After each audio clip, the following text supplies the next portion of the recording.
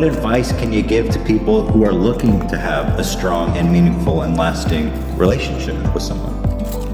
Well, the first thing is to decide if that is really what you want. Is that fair, do you think, to say, I want to be single forever? Do you think that's realistic or fair assessment of oneself? I think that's, for most people, a pathway to insanity. Yeah. The psychoanalysts used to think that, and we all think this way in some ways, that you're sane because you're well put together. Your psyche is well structured, right? It's internal, somehow inside your head. And there's some truth in that, but here's a more accurate viewpoint, I think. You outsource most of your sanity because it's too complicated. And so what you do is your parents raise you to be vaguely acceptable to other people. And then you're surrounded by other people your whole life. And then every time you go off the rails a little bit, even just a little bit, people signal to you.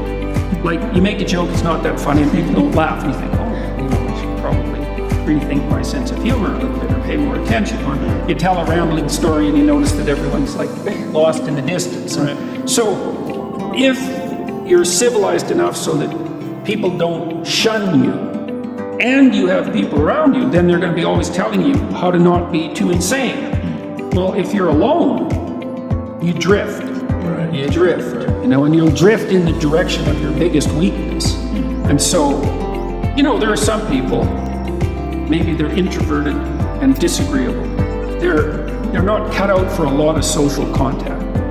But we're social animals, man, right to the core. And it's a suboptimal solution for the vast majority of people. I think that people are having a harder time finding, let's call them more permanent relationships, is because it's become increasingly easy to have fleeting, casual sexual relationships. I mean, Tinder is a revolution, right? It's a revolution in sexual behavior, and it's certainly not obvious that it's Is it a social thing? Is it just technology? Is this what people want to be doing?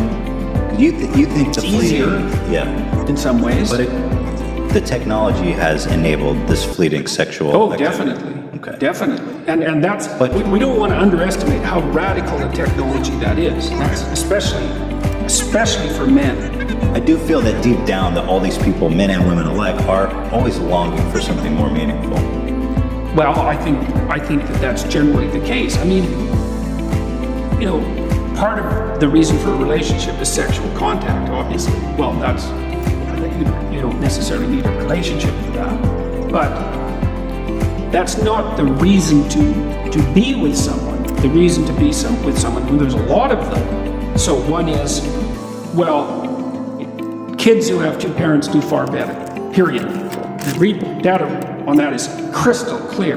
Doesn't mean that there aren't many single parents who struggle to do a wonderful job. That's not the same thing. It's an average issue. So you need, plus, it's a lot of work to have kids.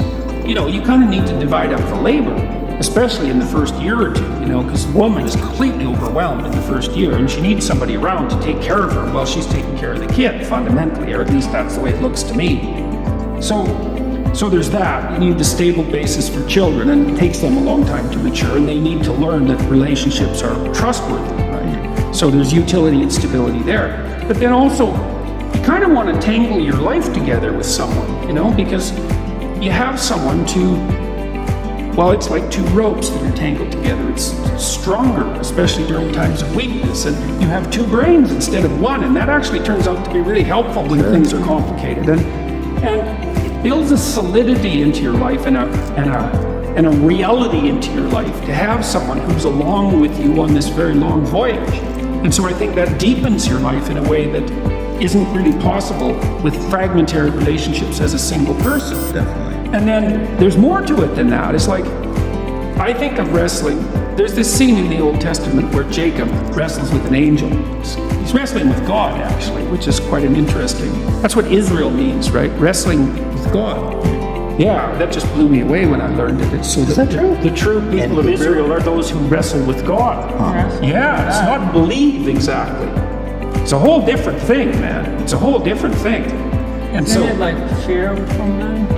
What it means? That's what I thought. Well, from the work I did in the last couple of months looking at this, and I looked into it quite deeply, it does mean wrestling, essentially. And it does derive from that scene in the Old Testament where Jacob wrestles with God. That's when he gets the name Israel. And his hip is dislocated, right? Permanently. He has a permanent limp after that. It's no joke. But I think of marriage the same way. Like, people think, well, they lived happily ever after. It's like, that's not what you want in a marriage. Yeah. You want someone to contend with, you know, because you learn through that wrestling.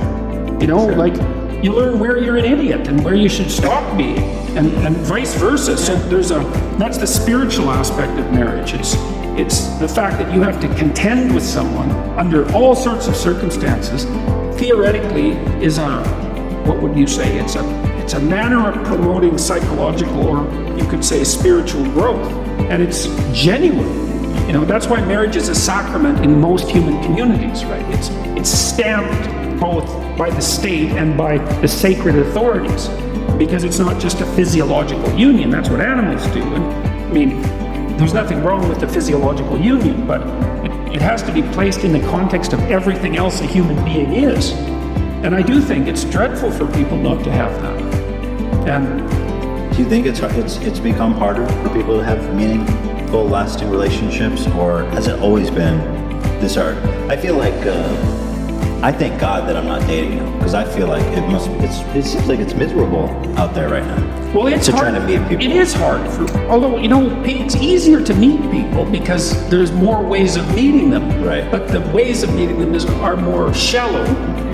In my clinical practice, I would say that the rise of the internet dating option has actually overall been good for people who are looking for a partner.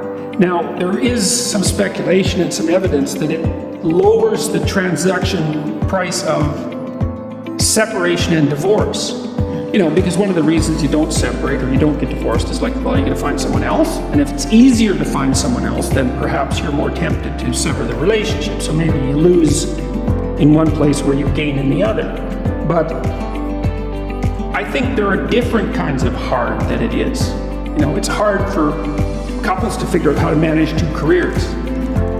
It's hard for women to figure out how to get educated and get their career launched at the same time that they're finding a partner and having kids. Because women have this tight time frame, you know, I mean, they've got to get a lot done by the time they're mid-30s for sure. And so it's not much time, you know, it's like 15 years really from the time you're an adult. You better get at it, it's not very long. So I think there are new challenges that have arisen that weren't there for previous generations, but previous generations had it hard in other ways. That's very true, yeah. Like they died, 15. yeah. Or in childbirth, Yeah. for example. In fact, we also need to like understand how to make a relationship work. Like, it's not just magic. We need to kind of put in the work to make it work. It's hard. We It's should put in challenging. effort and compromise a lot of times on. Like, if you live by yourself, you can do everything the way you would want. Yeah. If you live with someone else, then there's compromises to make. Yes. But in the long picture, it's better for you. Well, that's it. There's sacrifices to be made in the short term. You know, and I mean, people have to, the effort issue is like, well, when you're in love with someone, you're going to organize your schedule and make them a priority. And, you know, that's in some ways a fleeting state, although it's not necessarily as fleeting as people think it is, but whatever. It's obviously a priority. Then you get married and, you know, you kind of get accustomed to having each other around, and then everything else is more important and the relationship drifts to the bottom. And then people get dissatisfied and they start looking for excitement and adventure otherwise. Well, you can't do that. You have to prioritize the relationship. Like, my observation clinically has been for a couple to maintain their relationship without it deteriorating, they have to spend 90 minutes a week together talking about their lives, about how the house is run, about what they've all been doing, to keep their stories caught up, right? That's not really even that much, but No, it's not. It's not. It's not that much. Yeah. But and which is a good thing. You can actually do it. And then they need to spend at least one time having a date. And two is better. One is necessary. Two is better. You can't aim for a lot more than that because, you know, life is very busy. And if it's going to be sustainable, it has to be realistic.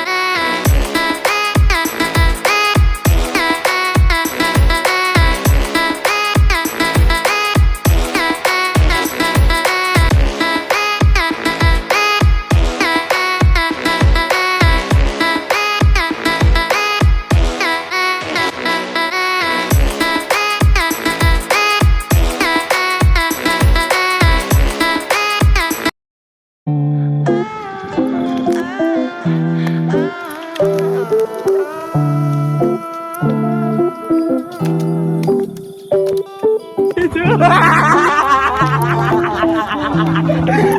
ha ha!